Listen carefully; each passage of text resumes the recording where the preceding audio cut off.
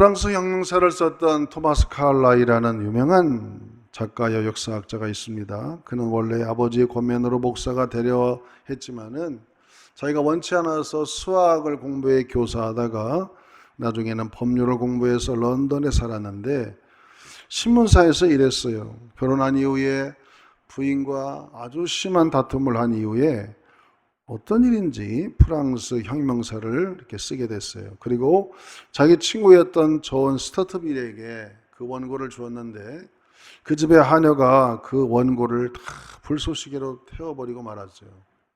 이 토마스 카를라일은 대단히 화가 나고 정말 침통한 일이었습니다. 그러나 성숙하지 못하게 친구에게 화를 냈다가는 모든 게 끝장이니까 잘 참고 오히려 친구에게 위로의 편지를 썼다고 그럽니다. 그럴 수 있지.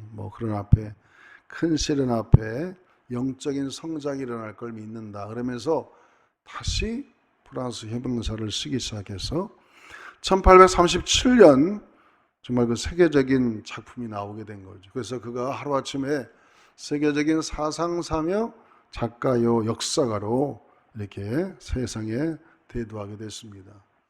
저도 토마스 카를라일가 한 말 중에 아주 명언 중에 명언 아주 늘 기억하고 있죠. 아주 그 나라에 위대한 신앙을 가진 나라가 위대한 나라를 건설하더라 그런 말을 했었습니다. 이분이 아마 역사학자이기 때문에 각 나라 역사를 쭉 조사하고 세계 역사를 조사해 보니까 어떤 나라를 하나님이 쓰는가 그 나라의 위대한 신앙 그리고 위대한 사상이 있을 때 그 나라를 위대한 나라로 만들더라 그런 얘기죠. 이것을 우리가 개인적으로 적용해 본다면 어떤 사람이 위대한 사람이 될까? 그 사람에게 위대한 신앙과 사상과 철학이 있을 때 위대한 사람이 된다는 것이죠. 그는 이렇게 말했습니다. 그런 어려움을 당할 때 길을 가다가 돌을 만나면 성공하는 사람들은 그 돌을 디딤돌로 여기고 실패하는 사람은 그 돌을 장애물로 여긴다. 따라서 실패했을 때 그 다음에 어떻게 하느냐가 그 사람의 인생을 결정짓는 것이다. 너무나도 좋은 얘기를 했어요.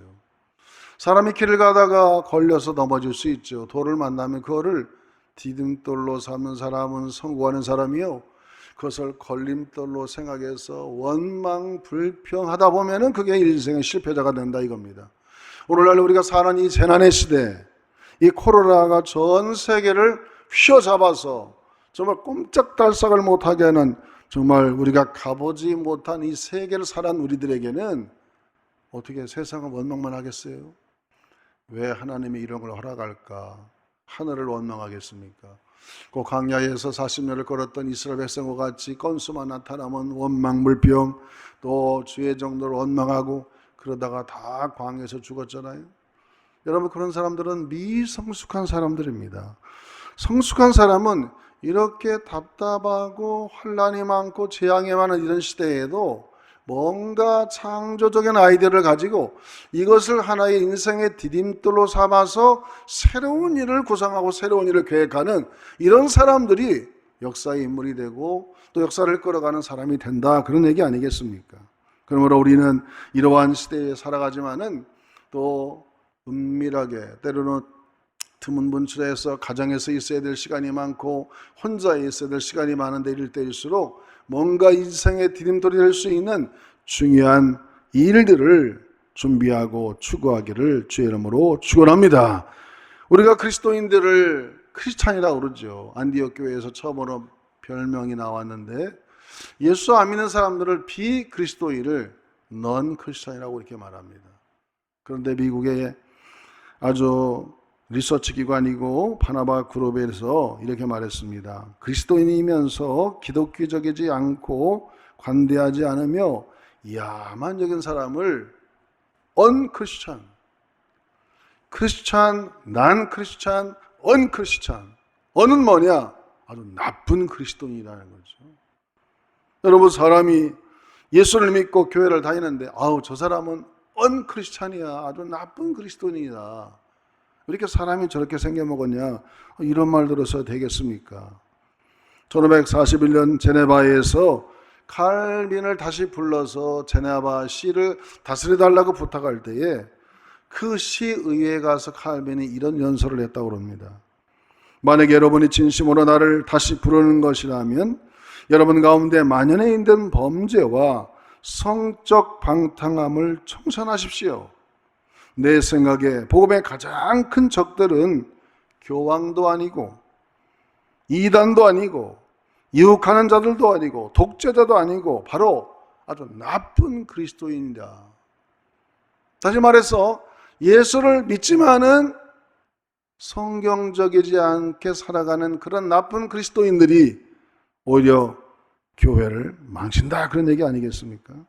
그러므로 우리는 이런 시대에 살아가면서 어떻게 살아가야만이 정말 선한 그리스도인, 그리고 세상 사람들이 볼 때 역시 성숙한 사람들이야, 그런 얘기를 들을 수 있을까?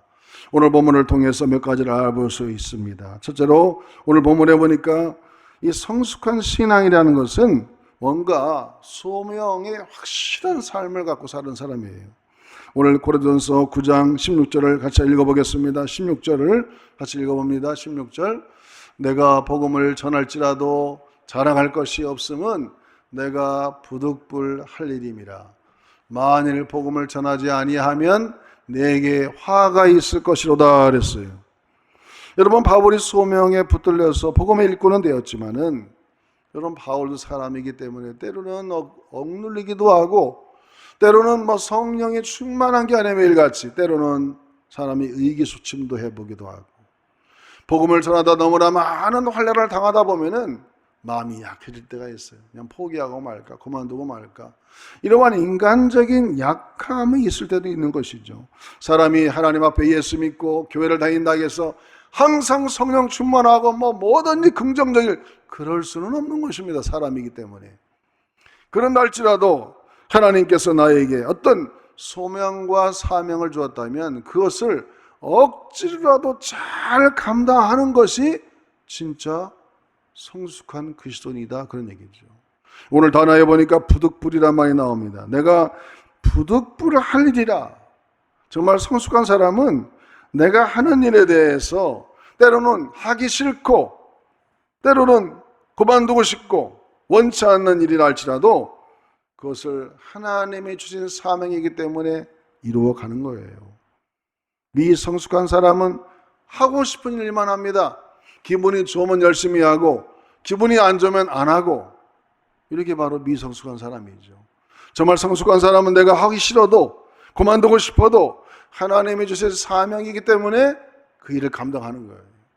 이렇게 확실하게 소명을 갖고 살아가는 사람, 이게 바로 기독교인으로서는 살아있는 사람이고 성숙한 사람이라고 말할 수 있습니다. 여러분, 그렇습니다. 우리가 이 세상을 살아가면서 금세 세상이 지나가죠. 정말 인생이라는 것이 너무나 빨리 지나가고 세월을 부평초바 같고 뜬구름 같으며 화살 같고 아침 이슬 같다고 합니다. 금세 세상을 지나갑니다. 아마 이 코로나의 시대도 아마 언젠간 금세 지나가고 말 겁니다. 우리가 이러한 요새 같은 세월 속에 살아갈 때에 우리가 갖고 있는 이 사명을 늘 기억하고 하나님의 사명에 여러분 충실하시기를 주의 이름으로 축원합니다. 저와 여러분 이렇게 하나님 앞에 언크리스찬, 나쁜 그리스도인이 아니라 정말 훌륭한 성숙한 그리스도인이라고 하는 그러한 칭송 듣는 우리 모두가 되기를 주님의 이름으로 축복합니다. 둘째로 성숙이란 뭐냐? 오늘 본문에 보니까 19절부터 21절에 아주 사도 바울의 그 삶의 자세가 나와요. 좀 긴 본문이지만 다시 한번 또박또박 읽어보겠습니다. 19절부터 21절까지를 한번 다시 읽어봅니다. 내가 모든 사람에게서 자유로우나 스스로 모든 사람에게 종이 된 것은 더 많은 사람을 얻고자 함이라. 유대인들에게나 내가 유대인과 같이 된 것은 유대인들을 얻고자 함이요, 율법 아래 있는 자들에게는 내가 율법 아래 있지 아니하나 율법 아래 있는 자와 같이 된 것은 율법 아래 있는 자들을 얻고자 함이요, 율법 없는 자에게는 내가 하나님께는 율법이 없는 자가 아니요 도리어 그리스도의 율법 아래 있는 자이나 율법 없는 자와 같이 되어 된 것은 율법 없는 자들을 얻고자 함이라 그랬습니다. 이 본문을 쭉 길지만은 한마디로 요약하면 그 상황에 따라서 자기의 처신을 차렸다 그런 얘기죠. 여러분, 신약 성경은 두 파트로 되어 있어요. 내용이 사도 바울이 편지를 보낼 때 로마서나 에베소서나 빌립보서를 쓸 때는 항상 앞에 구원의 도리는 십자가의 죽음과 예수님의 부활을 얘기하는데 이것을 캐리그마라고 그러죠. 이 캐리그마의 내용과 플러스 그 다음에는 반드시 디다케라는 생활 윤리와 도덕에 관한 이야기를 꼭 합니다. 그래서 신약은 두 가지로 구성이 되어 있는 거예요.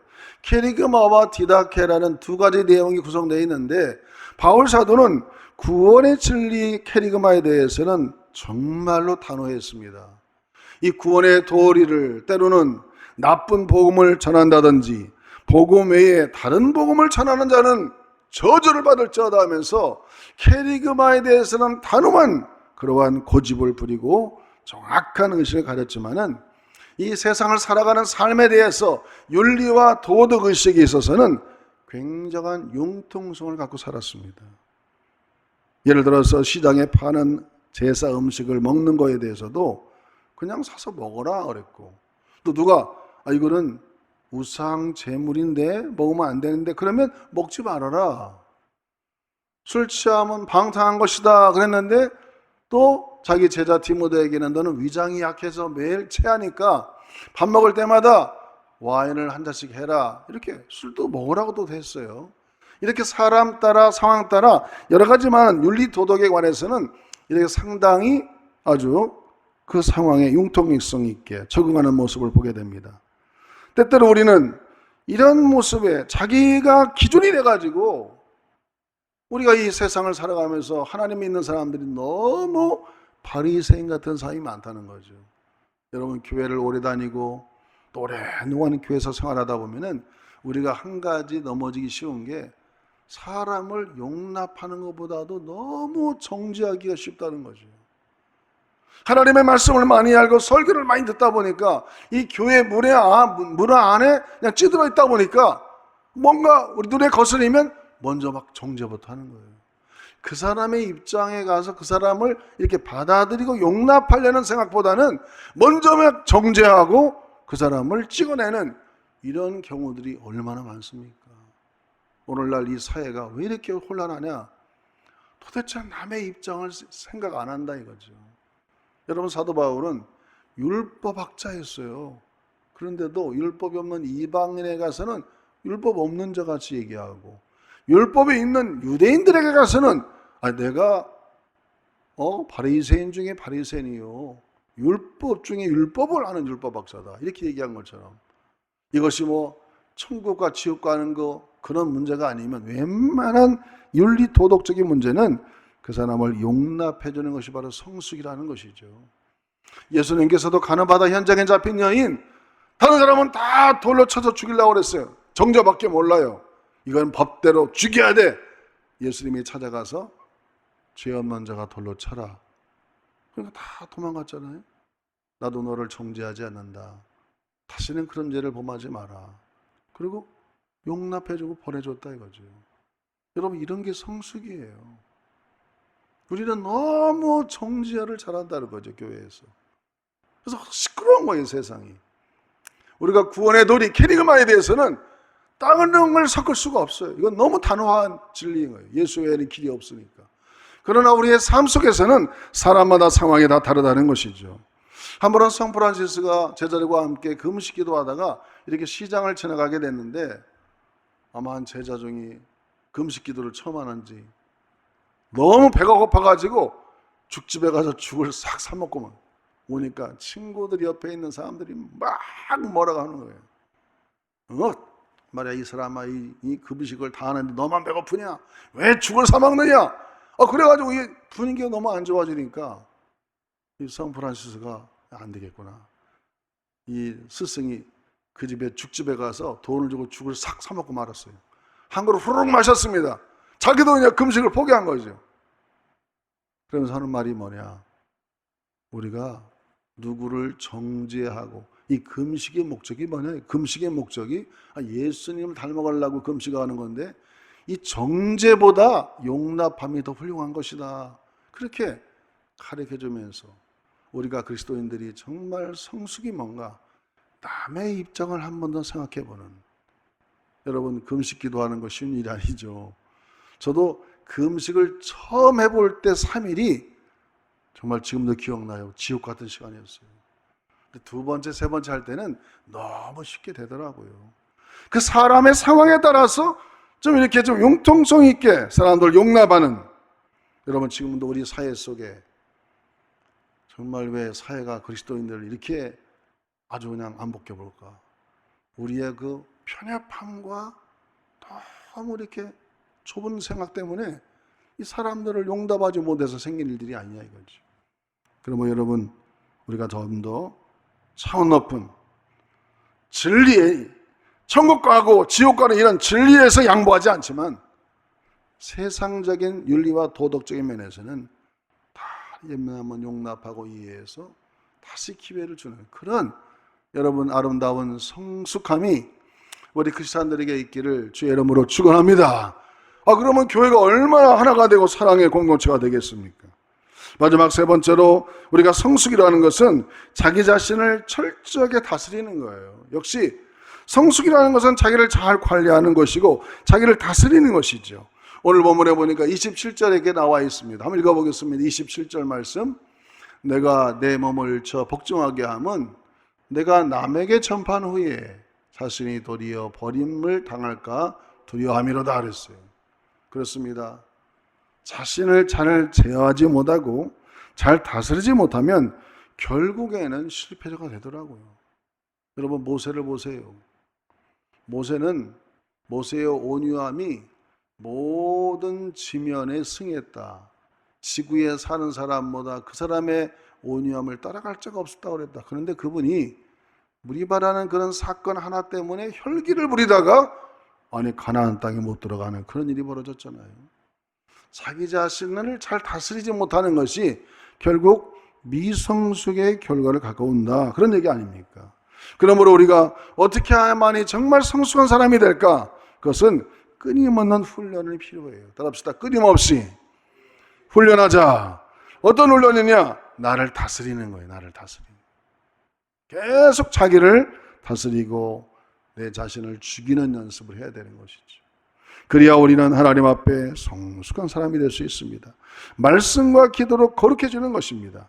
미국의 어떤 대통령은 아마 먹기를 탐해서 막 체격이 막 이렇게 컸던 모양이에요.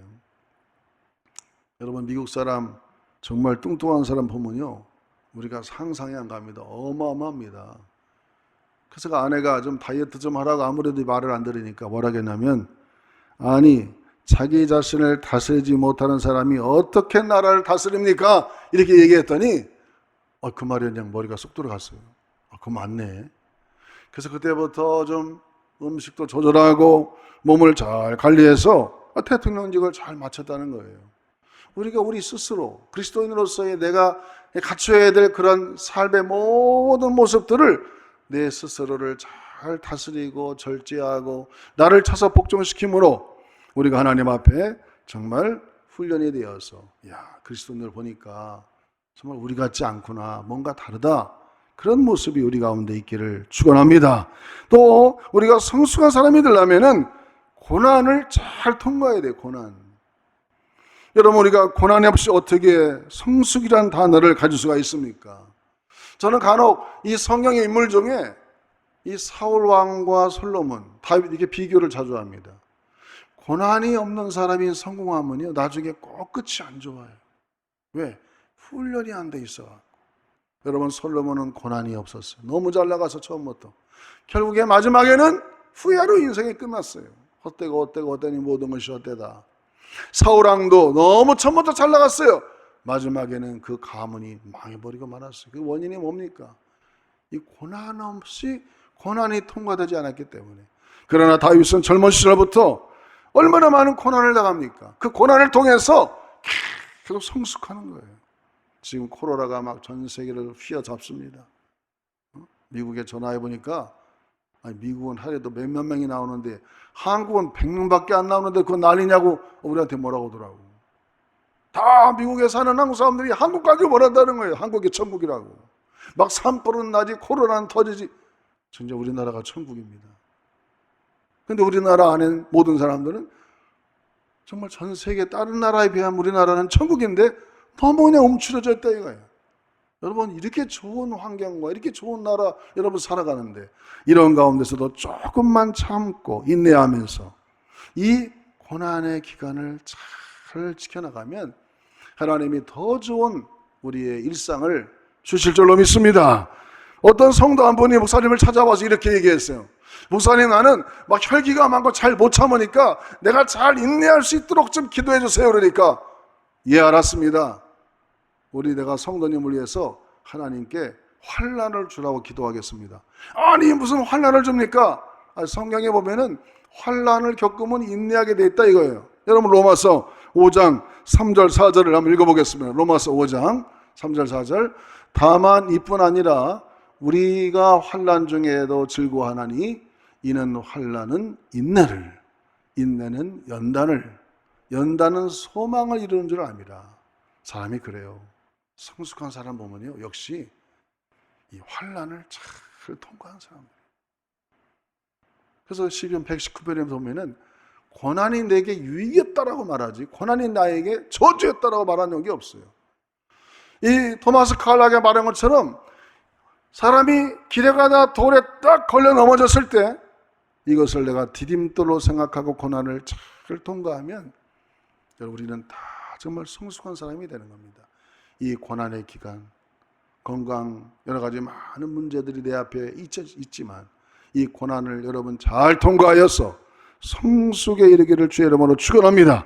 마지막으로 성숙해지려면 영적인 교제, 주변에 좋은 친구들이 있어야 돼요. 영적으로 주변에 은혜롭고 성경적이고 아주 하나님을 잘 사랑하는 사람들이 옆에 있으면 그 사람도 그런 사람이 돼가는 거예요. 그러나 옆에 그냥 비판적이고 부정적이고 그저 만났다면은 나쁜 그리스도인들이 돼가지고 그냥 이상한 얘기만 하는 사람만 옆에 있어 보세요.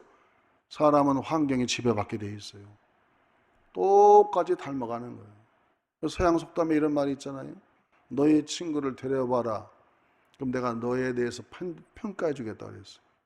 내가 정말 자주 만나는 사람, 내가 자주 친한 사람이 누구냐? 그 사람처럼 내가 돼간다는 거 아니에요. 그러므로 우리는 우리 주변에 좋은 영적인 사람들을 통해서 정말 더 영적으로 성숙해지는 그런 삶을 살아가도록 끊임없이 노력해야 됩니다. 지금은 이 3,500만이나 되는 믿지 않는 사람들이 이 기독교인의 그냥 가시 같은 눈으로 보고 있어요. 이렇게. 어떻게 사나? 여러분, 우리가 주시받고 있다고요. 그래서 우리는 지금 정말 차번 높이 성숙이 필요합니다. 그래서 우리가 사명감이 확신하고 좀 사람을 정죄하기보다는 잘 너그럽게 용납하고 내 스스로를 잘 다스려서 이 사회 속에 정말 빛이 되고 소금이 되는 우리 모든 성도들 되기를 주님의 이름으로 축복합니다.